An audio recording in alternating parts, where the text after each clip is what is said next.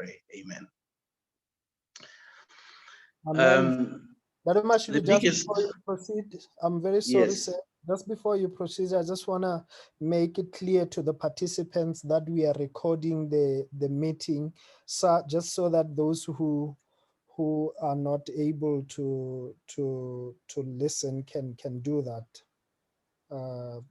If later on our cloud, said and so on, that if that is fine with you, sir.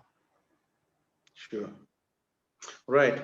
So the biggest marriage killer is said to be money or finances in the family. We are told that statistics that up to 68% of divorces are related to finances or communication around issues of finances. And you can ask why. The Bible says in Matthew 6, verse 21, for where your treasure is, there will your heart be also.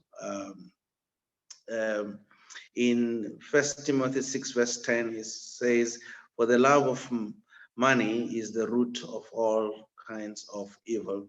And today it has also become the root of many divorces. Question is, what about money?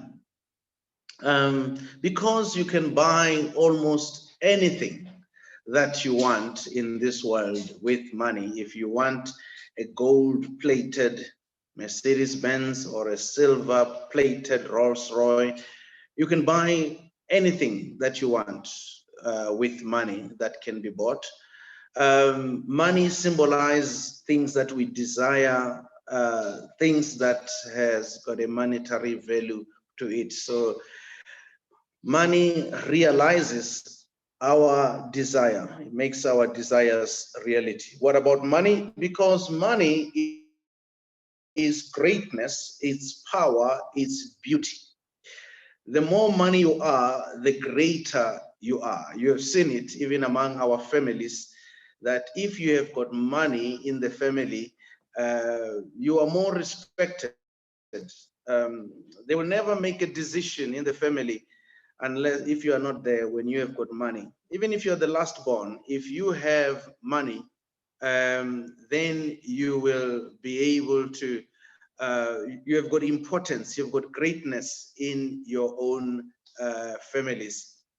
I had someone saying that in Africa, if you do not work, they think your mind doesn't work. So they don't take your thoughts seriously. So we want money because money is greatness. Money is power. Power, wherever you are, seems to be associated to money. So we want money because we want power. What about money? Because money is beauty, ladies. Money is beauty. We want money because with money you can look beautiful. You can go and they can give you a makeover. They can go and work on your hair and work hard on the hair. And if the hair fails, they can get other people's hair put on your head. And then you look beautiful. So you want money because money is beauty. What about money? Because money has a wonderful power to bring people together as much as to tear them apart. The same money brings people together. The same money tears people apart. There are some families, many families that were fine. They were doing okay before when they didn't have money, when they were struggling together, you know, they were doing fine. But as soon as money came, things start to fall apart, particularly a black man. There's something about the black man. I was saying that when the vow says for richer, for poorer, it was just meant for a black man, because it seems like we as black men, you see, a black man, when he's struggling, he's poor, he loves his wife, and he goes to church and he's praying for a breakthrough, he's praying for a little tender, he's praying for a promotion. But as soon as a black man gets a breakthrough, as soon as he gets that big job or that big tender, The first thing that a black man does, he buys a new car, a new house, and a new wife. Because there are some women who never looked at him when he was poor. And they meet him and they say, "Where have you been?" And he's not honest enough to say, "I have been poor." He just says, "Well, I travel a lot overseas, US of A, London, and other places." He's not honest enough. So sometimes money breaks our families. At the same time, the absence of money sometimes tear our families apart. We are fine when things are going well, when we have money and when he's able to provide. And as soon as he's not able to provide, things start falling apart. What about money? Because money categorizes us into classes of people. What about money? Because money, the more money you have, the more blessed you look. Even at church. So we want money so that even people at church can think we are blessed. So we want money so that we can appear blessed. What about money? Because you can't escape money. You can't run. If you run from it, it will chase you. Every aspect of our lives requires money. Now let's talk about family happiness and family finances. The two words are closely related, and there's a correlation between family happiness and family finances. And please note, I didn't say family wealth. So when I say family finances, I'm talking about the ability of the family to manage what they have and live within their means. When they are able to do that, that in itself brings happiness. So it's not how much you have you earn as a family, it is whether you are able to manage what you earn and live within your means. So a family can have a combined income of 10,000 malutis, and they manage that well and live within their means, and there'll be happiness. But there can be a family which has got a combined income of 50,000 malutis, who don't manage what they have well, and as a result, it brings about unhappiness and sometimes the deterioration of the family. And unfortunately, many people are not managing their family, their finances well, and as a result, living about many unhappiness. Now, the question is, how much money is enough? How much money is enough? This was a question that was asked to John D. Rockefeller. At that time, he was the richest man in the world. And one reporter came to him and says, "Mr. Rockefeller, how much money is enough?" And his response was, "Just a little bit more, just a little bit more." And it's the same with all of us. All of us, no matter what our income level is, we always think if we can just have just a little bit more, then things will be well, our finances will be solid. If we can just have a little bit more. The truth about money is that that is a mirage. The truth about money is that it doesn't matter how much you have. If today you have got a combined income of you've got a combined income of about 10,000 malutis, and you are living well, and at the end of the month you are broke, which is the right time to be broke, just at the time when the new money is coming in, unlike others who are broke at the beginning of the month. So you earn 10,000, you're broke at the end of the month, new money is coming in, you're fine. But if suddenly you get an increase and suddenly you are now earning combined income of 20,000 malutis, guess what you will do? You will increase your lifestyle and expenditure to the level of 20,000 malutis. And I give you 3 months, and in 3 months, you will be broke at the end of the month as you were, is it to 50,000 or 100,000 combined income, the car you drive is no longer good enough. It doesn't suit your stature and your status. The clothes you wear, you no longer buy from Ackermans or Pep and other those places. You move up to some more expensive boutiques, and everything, you move from the place you were living in into a more expensive place. So again, in 3 months, you will have adjusted your expenditure to fit your income. And at the end of the day, you will be broke as you were when you were in 10,000. So the idea about managing finances has nothing to do with how much you earn. It's about living within your means, living within what you have, instead of keep on hoping that I'll have a little bit more and somehow I will adjust my living into that. Now let's talk about debt. Let's talk about debt. And I don't know in Lesotho, but I imagine it's more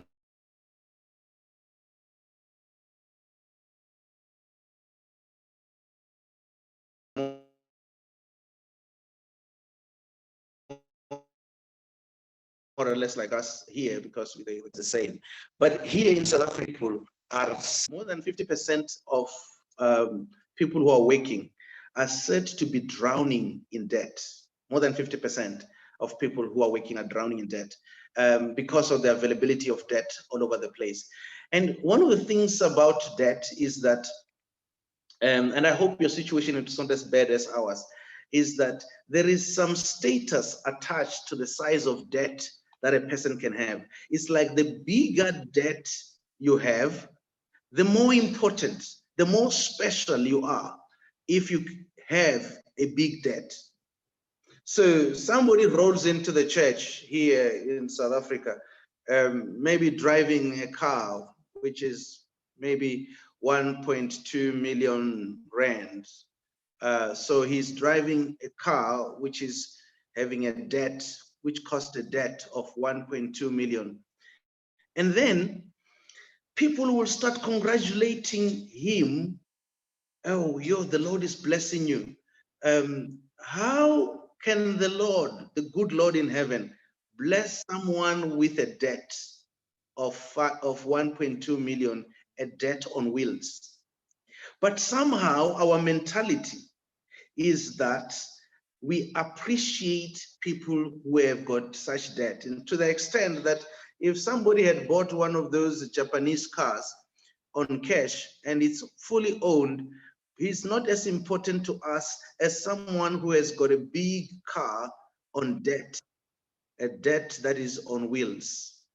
Now, it is therefore important for us to realize that the idea of debt, because it's available, people end up having debt, buying things that they don't need to impress people who don't even care about them.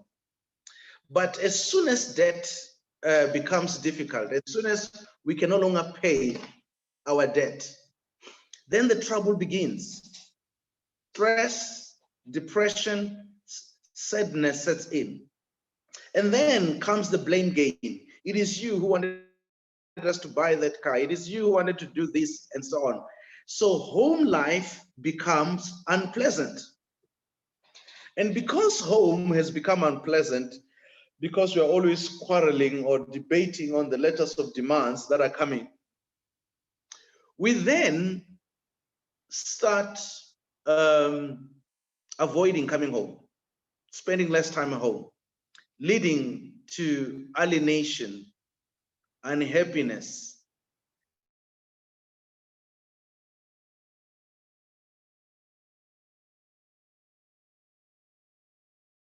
And while you are there, alienated, you start because you are not always talking. So as a result of all of that, you end up having infidelity problems. And people say the marriage has been killed by infidelity. No, actually, the marriage was killed by finances. infidelity came and found a marriage that is dead. In reality, if you think about infidelity, infidelity comes after death. Infidelity is like worms. It comes after death. Every time you see infidelity, you know that there is death. It's like when you see worms on a carcass of a donkey or a horse, you can't see the worms killed the horse or a donkey. They came after death. And that's why it is important to realize that there are many things that killed us before we have worms on us. It is therefore important that as families, we destroy, we kill debt before it kills our families. One of the things that I was talking to young couples, because I spend a lot of time talking to premarital couples, trying to prepare something that I'm passionate about, preparing young people for marriage. And I was saying I always say to my couples, avoid this rat race of young couples who are competing against each other. What you drive, where you live, the kind of furniture you have in your house. Live your own life, because it is this rat race that eventually gets you in debts. And when you are fighting over debts, it makes it unpleasant and you end up destroying your marriages. So I said, if you've got a little old car, keep on driving that old car. It doesn't matter how old it is. If you've got an old couch, you don't owe anybody a new couch. You don't have to buy a new couch. Even if it's old and it's getting torn, get a blanket, put on top of it. If anyone complains, they must buy you a new couch. Live your own life, run the life at your own, run your own race at your own pace. Don't compete with others, because many marriages have been killed by this rat race of competing, outclassing, trying to show that we can do it also, that we can have the same material things that they have, and eventually we end up destroying our families. So liberate yourself from debt. Take drastic action. If you've got those credit cards and you've got those clothes cards, have a ceremony at home to sacrifice them and ban them and clear out all of those debt, and leave maybe healthy debt, which might be house or issues of a car. But all of this toxic debt, if we do that, we will be saving much more of our families. Now, let me talk about family finance models, how different families run their finances. I would like to suggest that there are 4 ways on how families run their finances. The first one is one account and joint management responsibility. One account and joint management responsibility. So this is where couples put all their money into one account. I don't know whether you've got such facilities in the sort of being able to do a joint account.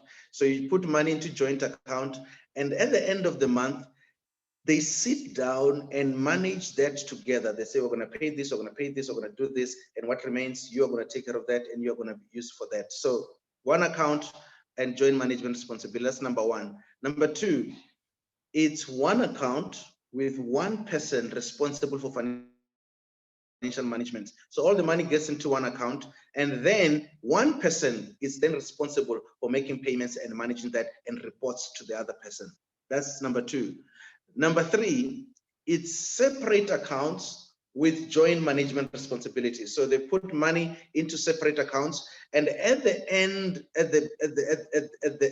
of the month, they sit down and we say, from this account we're going to pay this and this, and from this account we're going to pay this and this, and they do it together, and this is what remains. You're going to use it for petrol, and you're going to use it for other things. So those are the different. That's number 3.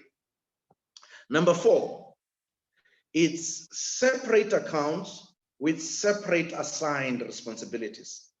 Separate account with separate assigned. So you are going to pay for the rent, the electricity, and the grocery. You are going to pay for the school fees and petrol and car, whatever, insurance. So separate accounts and separate assigned responsibilities. Now, most of the times I've been asked, which one is the most recommended? I often say, for new couples, it is important to work together in the finances because it's such a sensitive issue, the issue of finances. So number 1 and number 3 are highly recommended for new couples.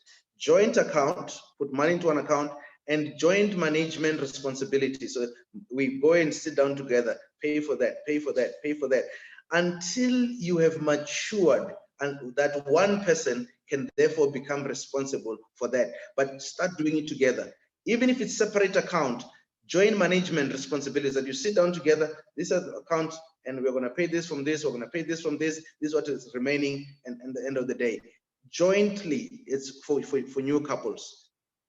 Now, there is one model which is a discouraged model, and that is the 50-50 model. The 50-50 model is not in line with marriage. It's probably maybe a method used for cohabiting. This is where a couple comes up and says, oh, our budget needs 20,000 to run their affairs. Because it requires 20,000 rands or 20,000 malutis. You give me 10,000, I give you 10,000, then together. Now, that's a discouraged model because that model does not recognize oneness, which is supposed to be a major element in marriage, because it is possible that one earns 12,000. So when they give their 10,000, they remain with 2,000. Another one earns 30,000 or 40,000. And when they give their 10,000, they remain with something else. So it creates unfairness. It doesn't create the view of oneness that is required in the marriage relationship. So I want us to quickly look at the principles for managing family finances. What are the guiding principles? The guiding principles for managing family finances. Number 1, trust God to meet your needs. Trust God to meet your needs. We must understand that ultimately God is the provider, and we must trust him to meet our needs. I know we talk about the man being the provider and sometimes the woman being a provider. No, I want us to change, to have a paradigm shift, a change of view, and realize that God is a provider. He can provide through the husband. So the husband is a channel through which God provides.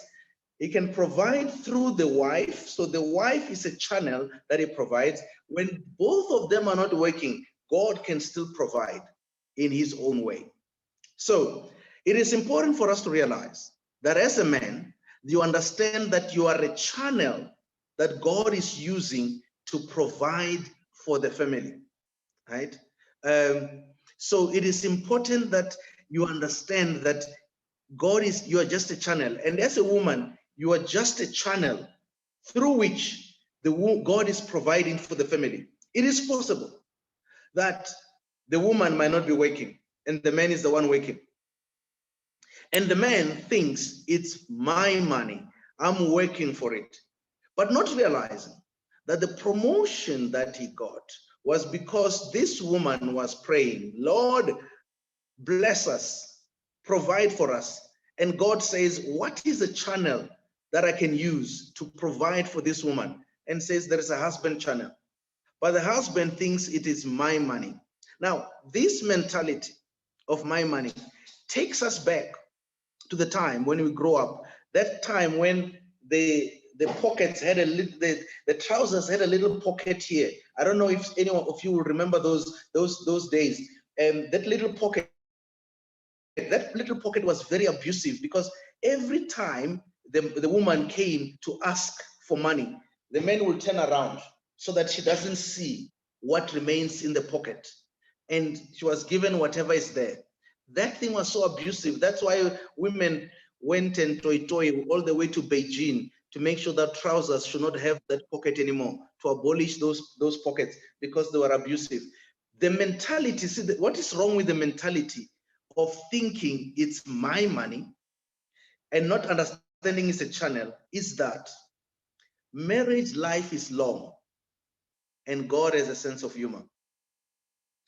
whilst you are having this channel, in the years goes by, God can close this channel. So if I'm the man, I'm abusive financially to my wife, she has to beg, she needs something for sanitary pads, anything else she must beg, instead of understanding it's our money, it's what God has blessed us with.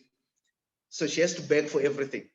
So what then happens is that God can close this and close this tight and then open the wife's channel. Now, when they open the wife's channel, now we have got a way of doing things in this family. Whoever has money is the king, and the other person must beg. So now the man must now say, hey, my wife, sorry, 100 cooler more petrol.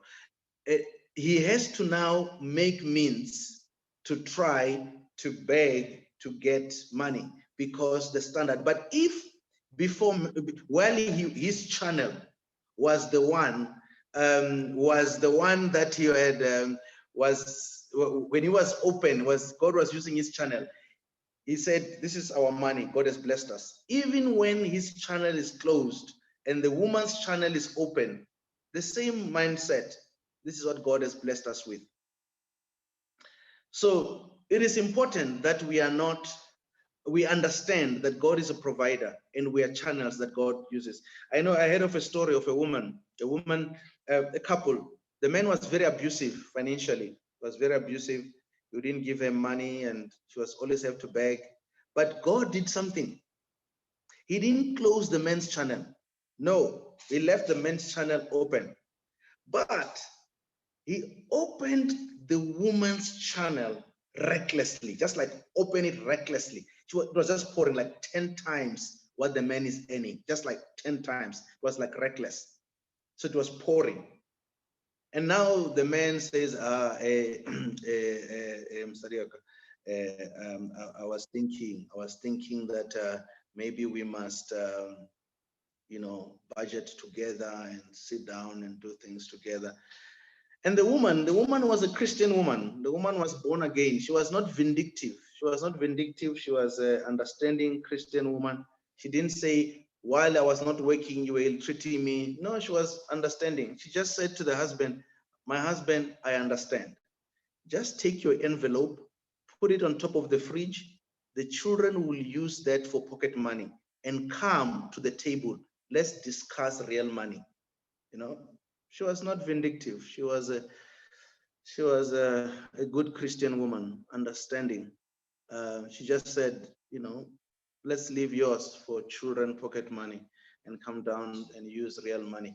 It is therefore important that we treat with an understanding that God is a provider. Number two, set long-term financial goals. So let each family have long-term financial goals of what are we trying to achieve financially as a family. What are the things that we desire to do? Maybe we want to get out of debt. Maybe this is a long-term financial goal. So each family must have a goal financially. This is what we're trying to do. Maybe we want to buy a house. Maybe we want to buy a car.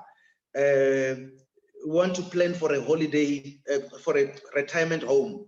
So let each family have a long-term financial goal. This goal crystallizes their thoughts. It gives them focus so that they are not always all over the place, buying KFC every night and buying whatever, pizza and whatever entertainment. Have a focus. So long-term financial goal that crystallizes their thought, that gives them a focus as a family. So every time when we do our budgeting, we say there is that goal, that long-term goal. This is what we're putting towards that long-term goal, and this is what we achieve. So that when you have achieved that goal, you can look back into your finances and say, as a family, we have achieved this, which we have planned towards. So it is important that we have that long-term financial goal. Now, number three, give God his share. Give God his share. Many of you have heard of something called tithe, or a 10% that belongs to God. I just want to say, God has made a promise to say, when you give tithe, um, um, God has promised to bless. He says you'll abundantly open the windows of heaven to bless you. So even if you don't go to church, you don't believe in this all Christianity business. Anyway, once a month, just drop your tithe into the church. God will bless you.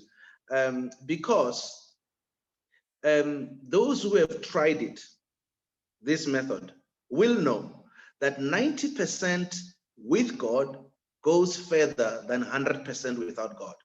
90% with God goes further than 100% without God. When you return tithe, somehow the Lord just blesses you. If that engine was supposed to break, God holds it together. If that gearbox was supposed to fall apart, God holds it together. But when you don't do that, you are deprived of the blessings. You realize children become sick, all kinds of challenges that you have. And I always say to ladies, when you return tithe, you realize that every time when you go to the shop, there was a sale, and all the dresses are gone of all sizes except yours. You'll find your size there, because you are blessed. So next time you go to the shop and they say all the dresses are gone, and just tell them to check in the storeroom, because you return tithe, and God will have yours there. Now, number 4, I don't know, yeah. Always discuss finances as a couple. So even though there is one person who is in charge of running the finances, keep the other person up to date. Keep the other person knowing what is happening. Don't wait until things have fallen apart to say, oh, the electricity was high this month, that's why there's no money for petrol. Always communicate, give that constant update, so that another one does not operate on the view that there is money when there is no money. So always communicate. If there is an area that needs a lot of communication, we know that communication is a key and the most important thing in a relationship, but communicating about finances is the most important thing among the things to communicate about. So communicate about finances, about what you're doing with your finances, where are you spending the finances, and transparency is key and important on where the money is going, who you are giving money. And it's those things that are important. Even if you're going to give your sister or you're going to give your brother or whatever it is, bring it on to the debate, bring it on to the discussion, so that you can discuss it together and find a way on how to manage that. Right. Number 5, establish a budget and live within your means. Establish a budget and live within the means. So I have found that sometimes there are families that just runs, just money is coming, we're gonna buy whatever, pay whatever, and one day we just saw an advert on television of something that is on sale, go and buy it, new television, new whatever. No, as a family, let's establish a pattern of running a budget, starting with the most important things that needs to be put in there. And not a separate budget. There should not be, since a family is one organizational unit, and a budget, it's sort of interpret the operations of the family. So a combined budget. In fact, with my couples, for premarital couples, before they finish their premarital counseling, part of an exercise that they need to do with relation to the issues of finances, the exercise that they need to do is to give me a balanced budget before they even get married. I want to see that their marriage will be operational financially after they're married by being together, a balanced budget, which shows their income and all the different expenditures brought together, and look at the end that it balances, right? So the same applies to us. Let's put everything on budget. You can have miscellaneous whatever for kind of emergencies and those kind of things, but let everything be put into the budget so that we don't just play haphazardly. But also, each month, let's look back at our expenditure to see if it is in line with the budgeting that we have spent in line with the budget that is set forth. And if there's been non-compliance, why was the non-compliance, and be corrective in those issues. Otherwise, we're going to dig a hole for ourselves financially, which we are not aware of. Now, individual spending money is necessary. So we have a joint combined budget with all of those things, but at the bottom of it, we need to have individual spending money that an individual can spend on their own, instead of what each person always having to go to ask. Can I ask 100 rand? Can I ask for 200 rand? Can I have this for ask for money for food, money for whatever, money for petrol? No, let each person have an individual spending money that they can do, whether they want to buy their own ladies things, or whether the man is gonna surprise his wife to buy flowers or whatever, or is, let each person have money, because these are adults. Let each one have money that they can spend on their own, and that should be part of the budget. In the budgeting process, let's have individual spending money that each one can have on their own. Right. I don't know, this number 6 or 7, I can't remember. There must be an agreement, a limit on how much money one person can spend without consulting the other. So we need to have a limit on how much you can spend without consulting the other person. This is to avoid situation where somebody says, surprise, new bedroom suit, because such surprises will surprise the budget, and the budget might not be able to handle the surprise.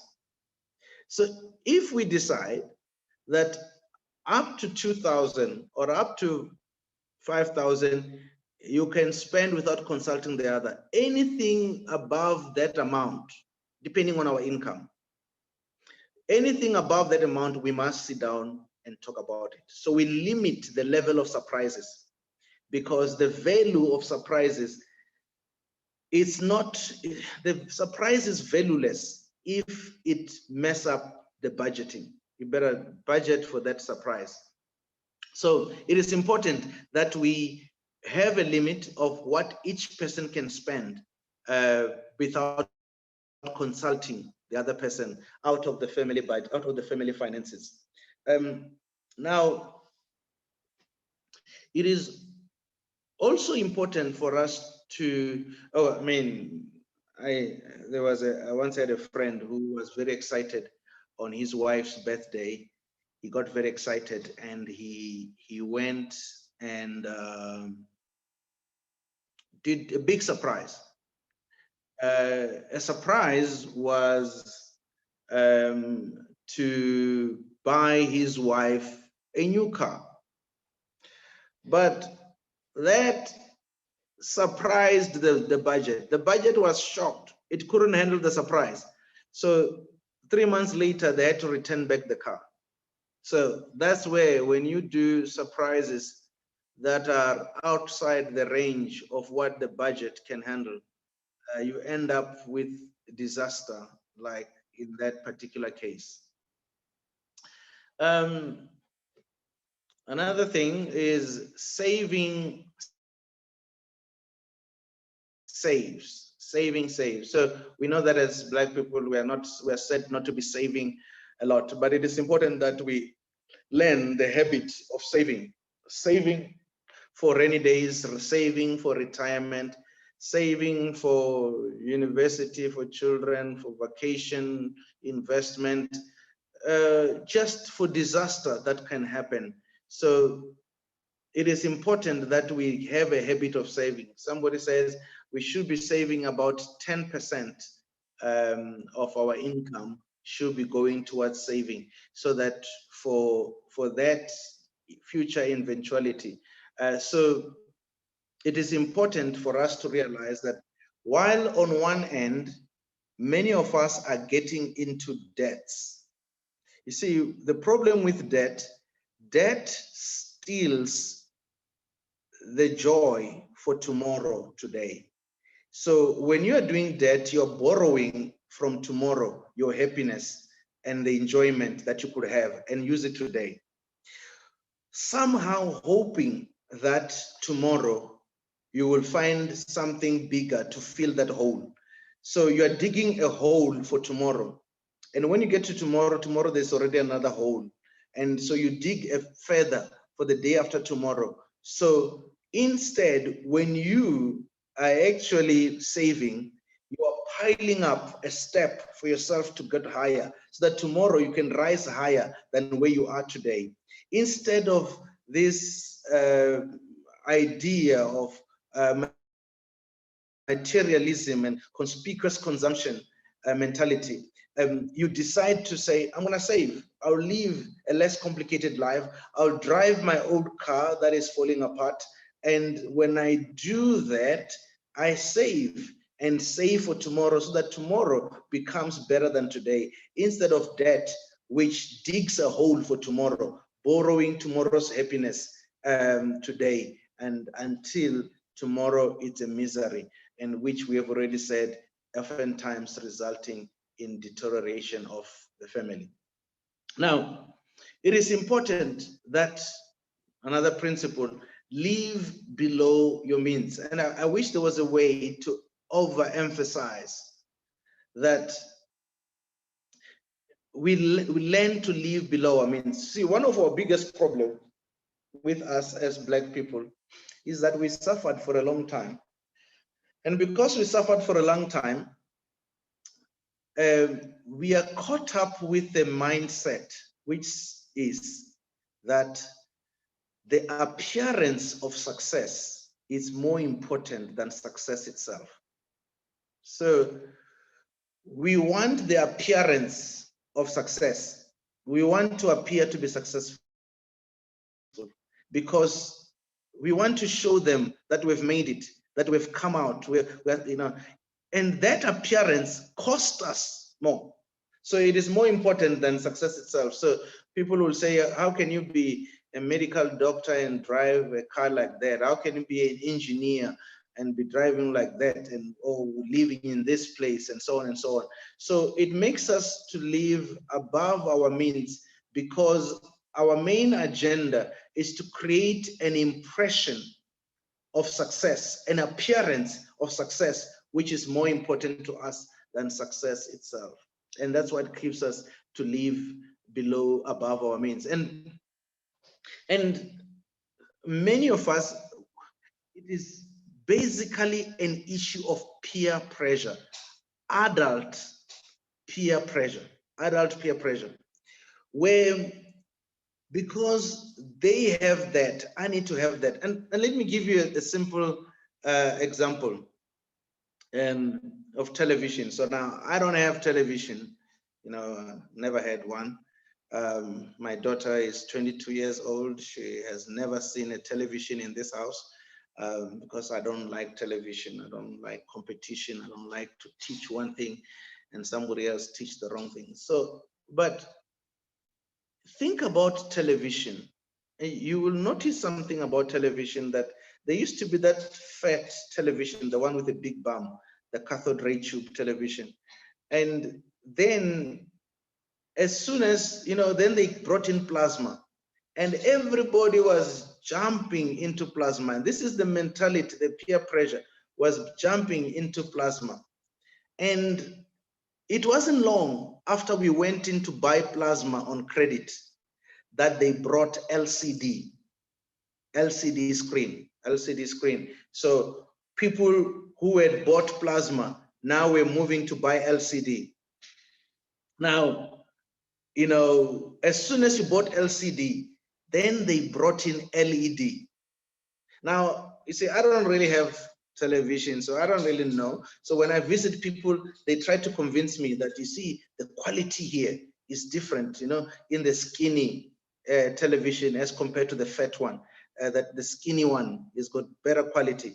But I don't know, I mean, whether they're watching Muvhango, I just see them doing the same madness in the fat one as they do in the skinny one. I don't see any difference. But somehow marketing and advertising has pushed us, combined with peer pressure, that you need to have this, the latest one. After we bought LED, now they've brought in smart TV.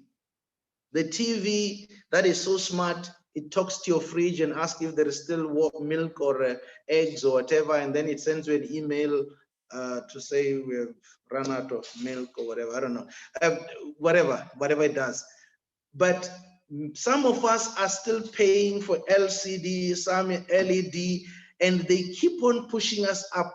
And sometimes we invite people in our homes so that they can see we have got LCD or we've got smart TV, or you know, which is doing connected to the internet and is showing us all kinds of crazy stuff from the internet. So, and unfortunately, that peer pressure keeps on pushing on us to do things because others around us are doing, and leaving us to live above our means instead of living within our means.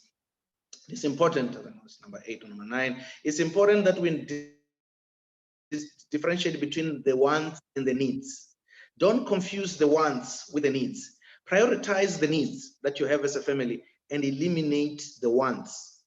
70% sale at a clothing shop does not create a need. If it is not your time to buy clothes, leave it alone.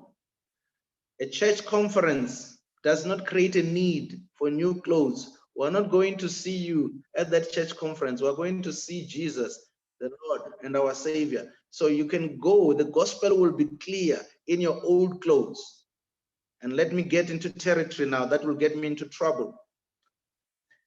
When somebody is getting married, a wedding or whatever party that they have, there is no need for you to buy new clothes, because the ones who are getting married, they must buy new clothes, because you find there's wedding every weekend. Where are you going to get all the new clothes for every weekend? How are you going to get the budget to keep up with all of that?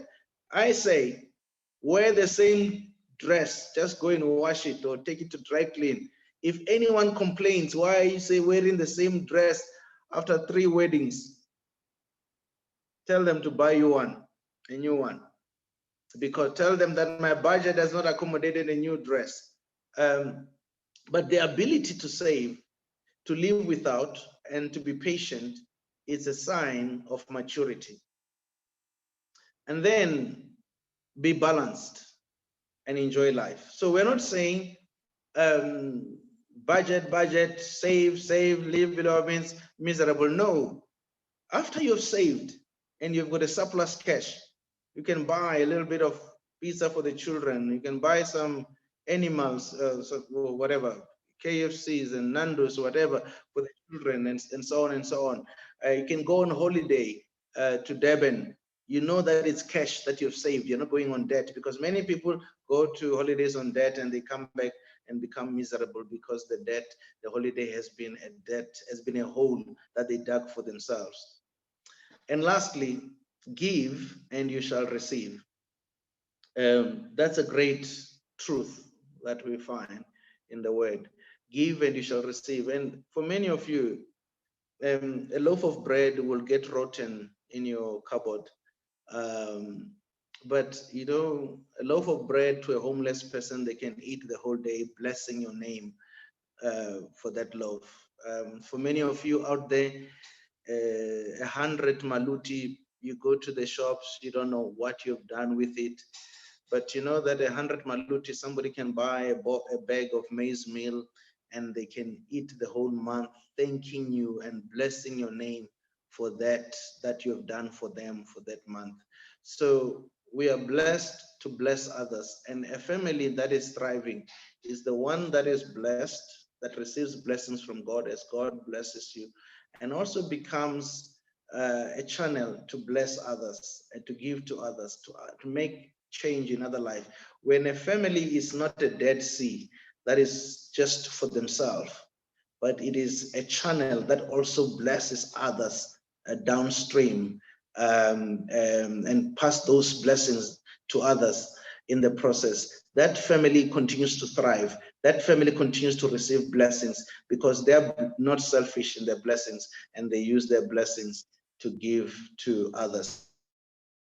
Now, as we conclude, it is important for us to realize that the management of finances is critical for a success of the family, for the success of marriage. It's critical for that success. In fact, when a man manages his family finances well, it shows how much he cares about the family. It shows how committed he is for his family. So the most romantic words that a man can ever give to his family, to his wife, most romantic words, is to say to his wife, darling, we can't afford it. Darling, we can't afford it. When he says that, he's showing how much he cares about his family, because when he just agrees and we buy and we buy and buy, he's reckless. He's destroying his family in the process, because finances and reckless spending and debts and indebtedness is what is breaking families and homes. Amen.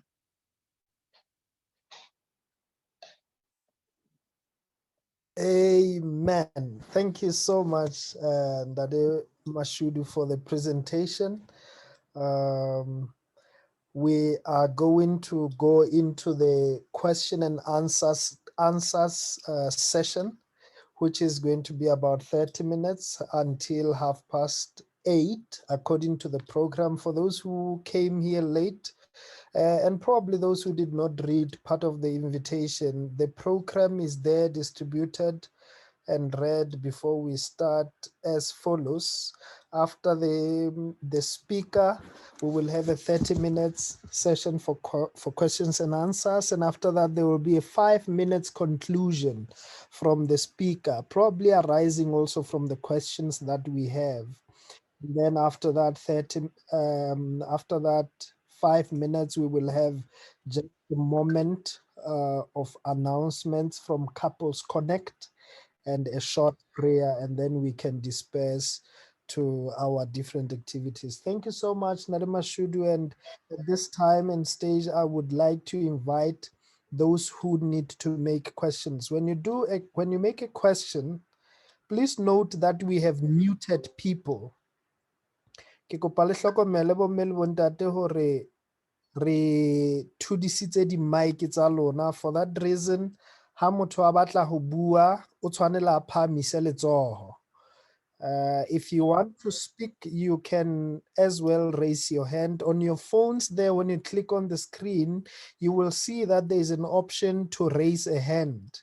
Just keep playing around with your buttons there, and then you can raise your hand if you want to talk and ask a question. I know that there are lots of questions that we have, because this issue of finances is not very easy, and a lot of us, sometimes it's funny when you hear the presenter talking about it, but practically these are things that are destroying us, and we know that. So let us feel free to ask questions, and then the speaker can address them. If you also want to comment and add on to what the speaker has said, you are free to do that. How about let's keep it short, minding that we have a lot of participants who may want to ask questions. If you want to write your question as well, on the chat space. You can write there, you can select chat and then write a question, and then we will read that to the rest of the people. So I am open now to take questions, and then we will unmute you as you do that. There are already questions that were written as the speaker was presenting. One of the first questions was that, Ndarema Shudu, is it possible that you can distribute the pointers for this presentation, just so that people who want to make a follow-up on the list of points that you raised can be able to do that? If you can kindly do that, sir, we will gladly distribute to anyone who has interest, or write them at the bottom of our page on our website where this event was advertised. We will avail anything that you will give us hereafter. So I hope that will respond to their question in short, and I'm sure you will certainly do that. I see a hand raised already. That it's Hlaswa. You can go ahead. Let me just unmute you so that Okatsola Pilise.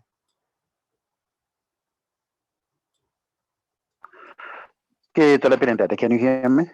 Yes, we can. Thank you, Ndale. Hello. You can hear me. Okay, Ntate, thanks for this opportunity, sir.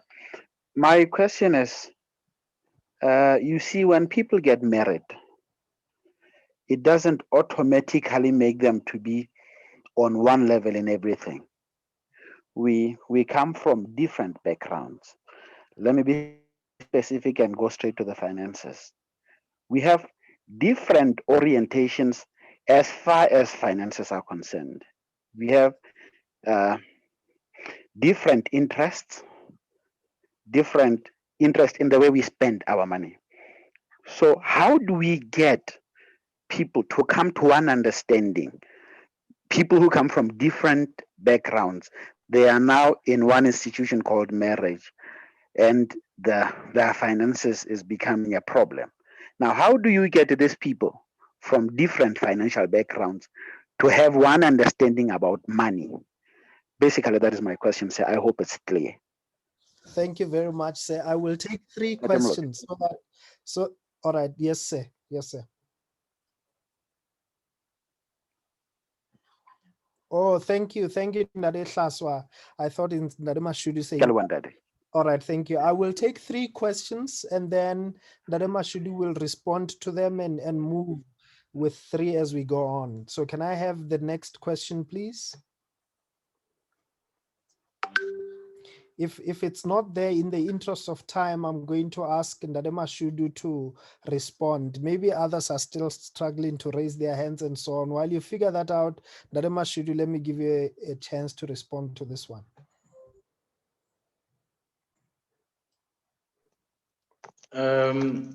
Yes, I think obviously because of the shortness of time, this particular issue that has been asked, it's something that we cover in the presentation. It's not an easy issue because indeed people have got different, orientated differently, and they also view money differently. To others, money is a symbol of success. So we need to spend the money to show that we are successful. To some, money is power and authority. So they use the money to push, to buy power and to show their power around. To some, money is security. So money must not be spent. It must be kept in the bank so that we can secure our future. To others, money is pleasure. When we have money, let's make a braai, let's have a party, let's have a good time. To some others, money is control. It's a tool that they use to control the other person. It's my money. You're going to dictate the rules. If you don't do what I tell you, then you don't get my money. To others, money is self-control, is self-esteem. They use that to boost their self-esteem because they can buy expensive things for which to build that esteem. So I need money, otherwise my esteem will be crushed when there is no money. And to others, money is freedom and independence. I can do what I want. So money has got these many different meanings to different people, and this is why the journey to marriage, and we try to do this in our premarital engagement, on how we bring people with different view into commonness in terms of oneness. But underneath the idea of oneness is compromise, give and take. You will know that when I talk to couples, and particularly married people, I say to them, if you give me 2 C's, there's no way the marriage will not fail. 2 C's.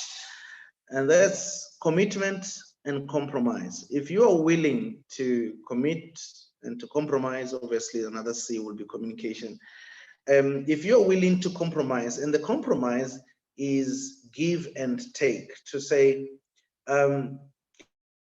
it will not just be my way or no way, or your way or the highway. It will be give and take. So if we are going to manage this budget, if on one hand you've got somebody who sees money as security, it must not be spent, it must not be touched, and this other one sees money as a form of entertainment, something to make us happy. So we meet each other somewhere where part of the money can be saved to secure our future, and then we still have a bit of money for whatever entertainment and whatever. Give and take. If we go with your view this month, we can go with mine the next month, and like that, because we need to realize that the risk of getting married to someone is that the oneness with the other person compromises your original position. So when I say I want to marry you, it means I'm willing to be compromised to a certain one position, so that at that position we can be one. I cannot be serious about getting married if I don't want to change, to move from my position. In fact, I say marriage is for people who are tired of always being right, who want to experience another right that feels like wrong. So even though I know this is my way, this is my view of money, but I should be willing to compromise to go with you because I love you. And somehow in that give and take is how we find each other, and that's how marriage works. Thank you very much, Ndare Mashudu. Let me read one other question here by Retabile. She says, or he says, how do we go about a situation in which the spouse who is not working or providing financially for the family is not interested in how the finances are managed? The partner doesn't show any interest at all in what money earned by the other partner is used for, is not involved in budgeting or saving or anything that has to do with money. That's a question. I don't know if we do have one another, any other, but I think I can let you can go ahead and respond, sir. Okay, so yeah, and sometimes it is feelings of complex or low self-esteem, the fact that I'm not contributing into here, and why I should be part of that because I'm not contributing. And one of the things that we teach in the issues of marriage is oneness, and how money must be viewed within the concept of oneness. And in line with what I've already said, that your partner is a channel for which the money comes through. So one must realize that God is just blessing us through this channel. So the question, how do you deal with a partner who is like that, is to encourage them to be there. And if they don't want to be part of it, communicate to them. This is what you have done. This is the budget, and this is what we're going to use for this. This is what we're going to use for this. Get the person to know what is happening, so that he or she is not like a child who doesn't know what's happening, who gets tomorrow to ask for something, because if they don't have money, they still need to use money for something. So then tomorrow they are told there's no money. I always say to people, transparency in the issues of money saves you from explaining there is no money until the other person thinks you're just stingy, you just don't want to give the money. Openness and transparency, it is important in order to address such issues. And because like children do to us as parents, they don't care. They just say, I need money for this, I need this, because they're not involved in the budgeting. But we cannot treat partners and spouses like children. They need to understand what is there so that they don't ask for that which cannot be done, because they understand and they take ownership and responsibility now. Because the problem is that if that person start having their own job, that they will also want to run their own separate finances outside the organization of the family. Thank you very much, sir. And also let me announce to the participants that we do have very important announcements that we will make at the end at past. Just in 10 minutes, we are almost there. So please stick around for the announcements as well. So let's take the next question. Whoever needs to ask a question, please go on, raise your hand or write in the chat box so that we can read to the rest of the participants. Any question? All right, in the absence of people raising hands, maybe they are still thinking. So there was a lady who called me just before the meeting started. And she was saying that, you know, these initiatives are very good and they are exciting even just from the look of the poster. But the sad thing is, in the house, when there is no peace and we are not together as spouses, it's difficult to even try to fix issues of finances, because there are other issues that have separated us. And you know, as she was talking, it's true, I did respond to her, because you know, somehow there has to be a starting point. But also, how can you help us understand, say, the issue of trying at least to move as spouses to the right place where we can start having interest to fix our relationship, so that if we have to sit in seminars of this nature, where finances are concerned, also having probably contributed in the bad situation in the house and all other aspects, where do we start? How do we come back together to even have that opportunity to sit in front of one laptop and listen to a presentation about finances? Because I thought she was talking about something very important.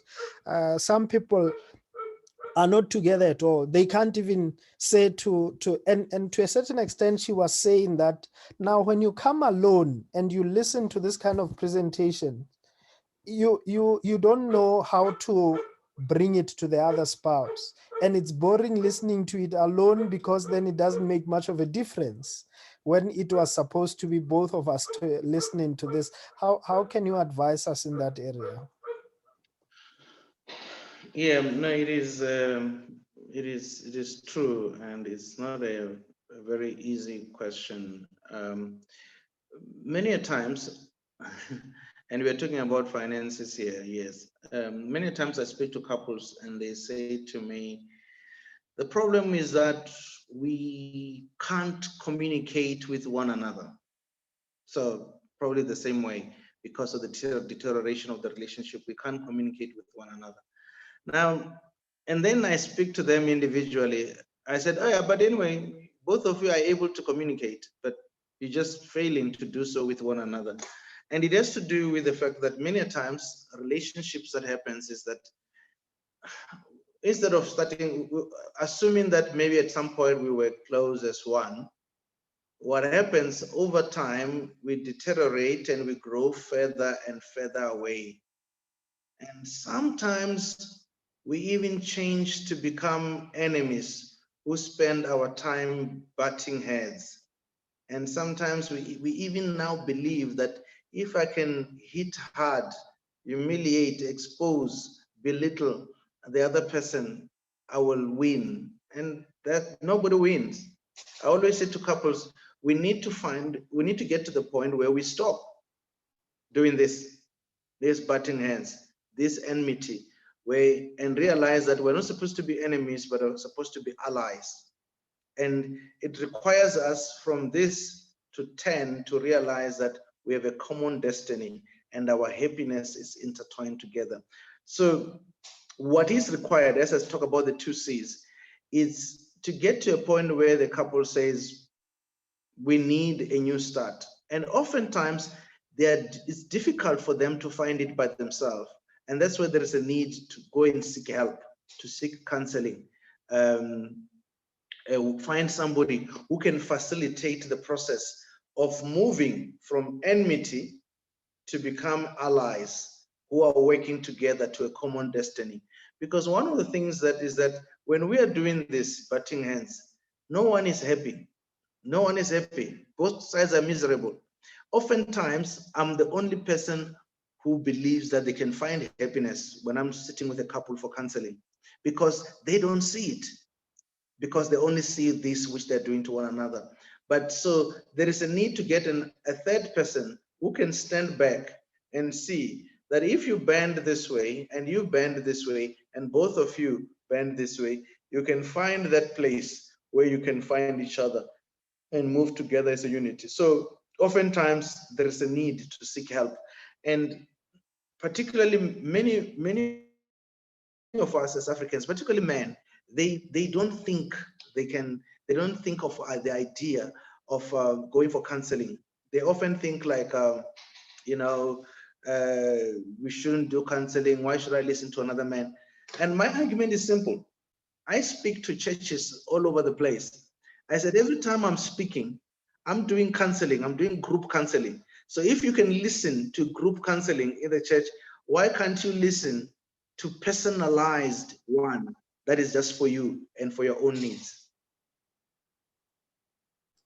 Yeah, thank you so much, sir. There's one last question I want to take because it is written and it is written to me directly. I'm not going to say because I believe it's anonymous. Now, this person has written, I have a low self-esteem, probably because my wife earns more than myself, and she controls most of our finances activity. I think it meant financial activity. So it ends there, and the writer has asked to be anonymous. Please help us with that question, sir. I think it should be the last one because of time, so that we can move to close. Yes, it is one question that we probably continue to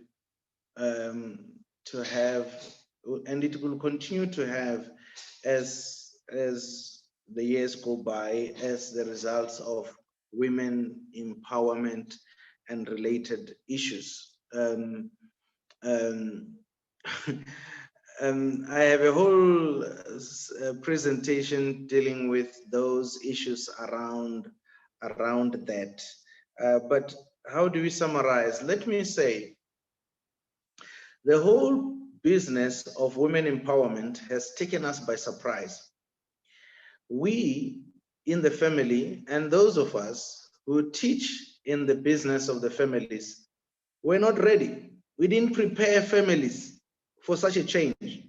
Firstly, because we came from the era where the man was the breadwinner and the woman was a bread baker. So the man used to win the bread and the woman would bake it. We came from that era.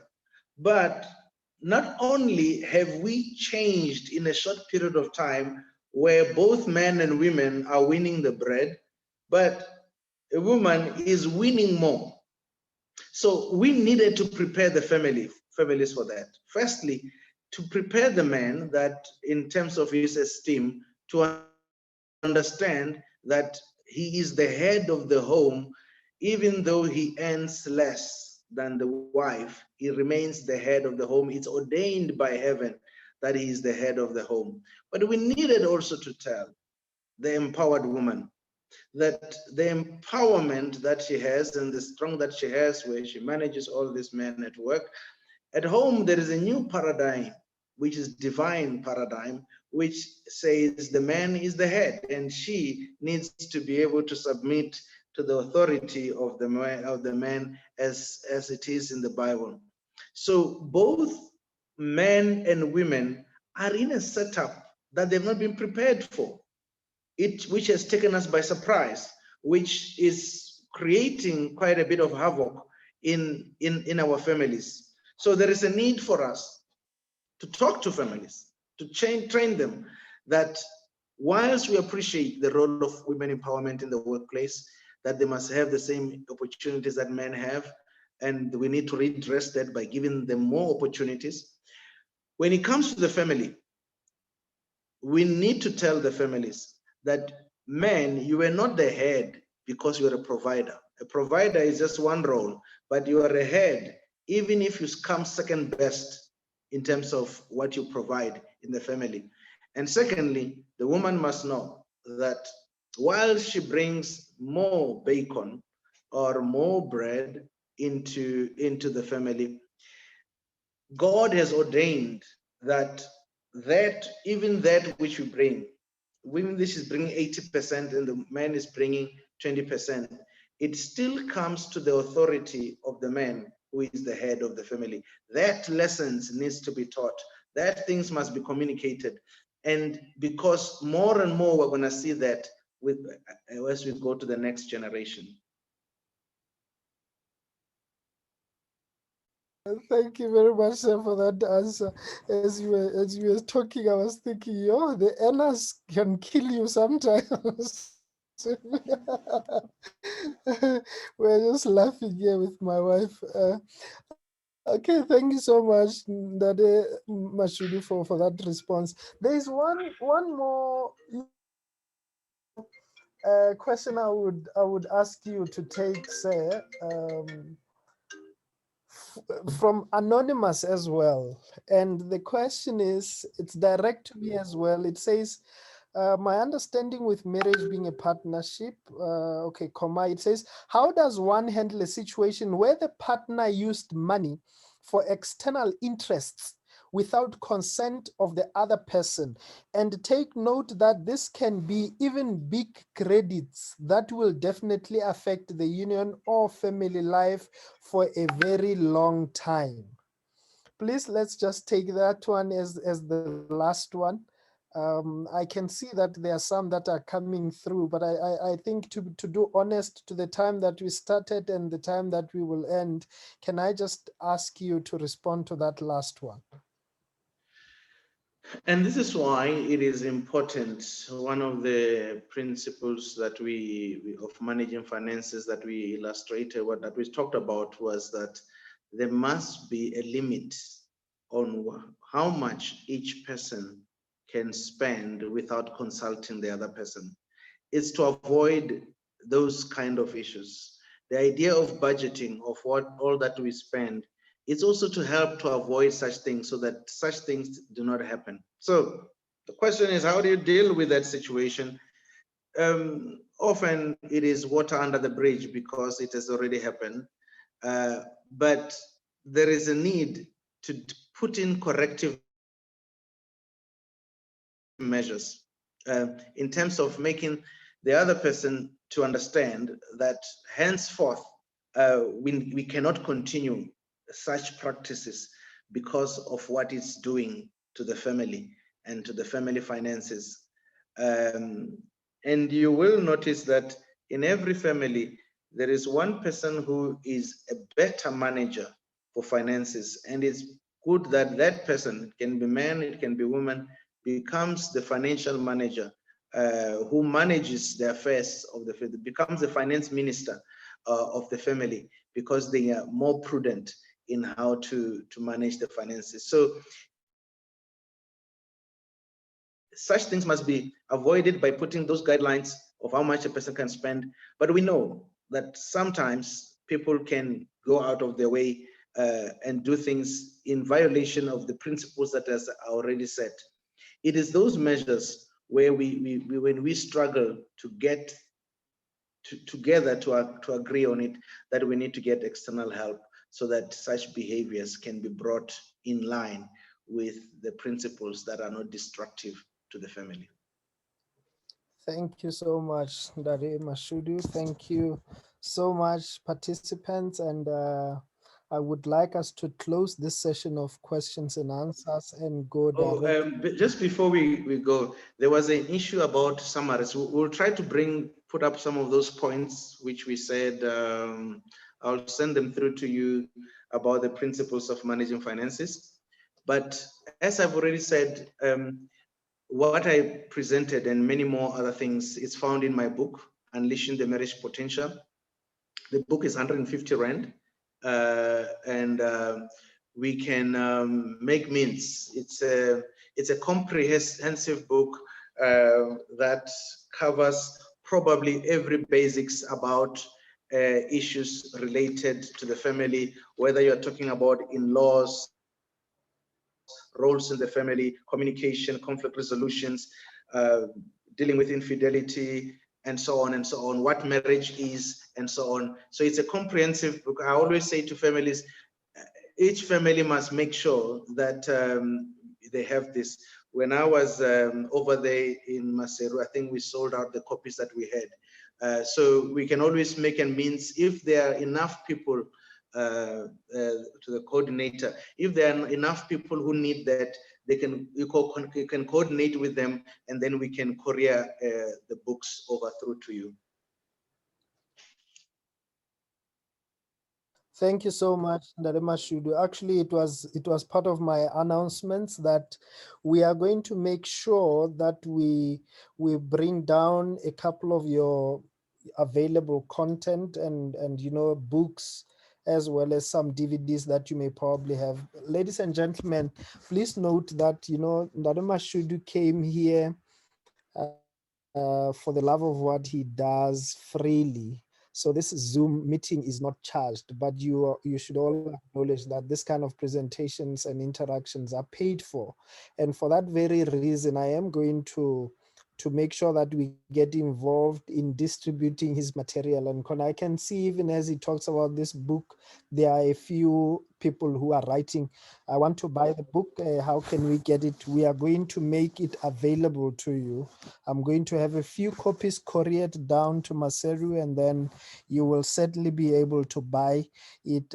You can place your orders as of now from us. So thank you so much, Ndare Mashudu, and we will communicate about that and have the books ready and other material as well to the participants. Thank you so much in all for everything you've done for us, and thank you everyone for being here. Just for a few minutes, let me make a few announcements. Couples Connect, we are just a group of people. Actually, Couples Connect are couples themselves. If you want to know what Couples Connect is, it's those couples themselves who want to be part of this movement, where people are deliberate about their commitment, truth, and moments they share together, as well as to strengthen their bonds together through playing together as couples, discussing on platforms like Zoom now, or coming together to some couples retreats to have activities that we have had in the past. So those who want to be part of us, we have a Facebook page, couplesconnect.cc. It's our Facebook page. We already have about 625 followership. So it's growing every day, and we would like to invite you as well to be part of us to try and unify your marriage in every way we can, in all the interactions that we do have. All are welcome. Even if you are alone at the time and your partner is not able to join you in any of our meetings, you are always welcome to come and free to participate in everything we do. Feel free to keep the link that we distributed for this meeting, because it will apply even in the next ones. We'd like to keep our meetings with the same meeting ID so that people don't struggle with joining our sessions as well as our discussions when we do. We are going to talk with Ndade Mashudu that, you know, he has a library of presentation and topics to discuss, and whenever he has time and he would like to share something with us, we will always give him the platform to do that with Couples Connect, because his content is relevant to us, and he's free to do that anytime. So please, good people, if your partner doesn't have interest but you have interest at the same time, feel free to come. We will help. We will have ways that we will try and help you come together with him or her next time, but feel free to come anytime, as long as you are a couple, as long as you are a partner of someone somewhere. Feel free to come. Our contacts, we have shared our contacts on the chat box. So if you want our contacts, we have a website as well. It's www.couplesconnect.cc. Our brand is couplesconnect.cc. So certainly you can find all information on our website. Our activities and our upcoming events, we always share them on our website, on our Facebook page as well, for people to follow. We have recorded this session and we will make it available for people to participate, as well as to help ministries like that of Ndade Mashudu to grow, so that people can be enriched and their families be a success. Thank you so much for participating. I am with my wife here as hosts. So if you want to, she has been helping me, you know, accept people into the meeting, and this is us. And thank you so much for participating. Have a beautiful evening, and thank you so much. I will unmute okay, no, let me not unmute, because other people are not ready to be unmuted. But thank you so much for participating, and we are willing to see you next time. We will make announcements for next time. You know, some people are writing here that may you please bring us more sessions of this nature. We will certainly do that. We plan to have this as many times as possible. Invite people as many times as you can. We have a huge platform that can carry as many people who want to join the platform. So feel free to invite people to join us in the sessions that we are having as Couples Connect. Thank you so much, and have a beautiful evening, and say hi to your kids. Sorry for keeping them waiting for you for such a long time, and bye-bye.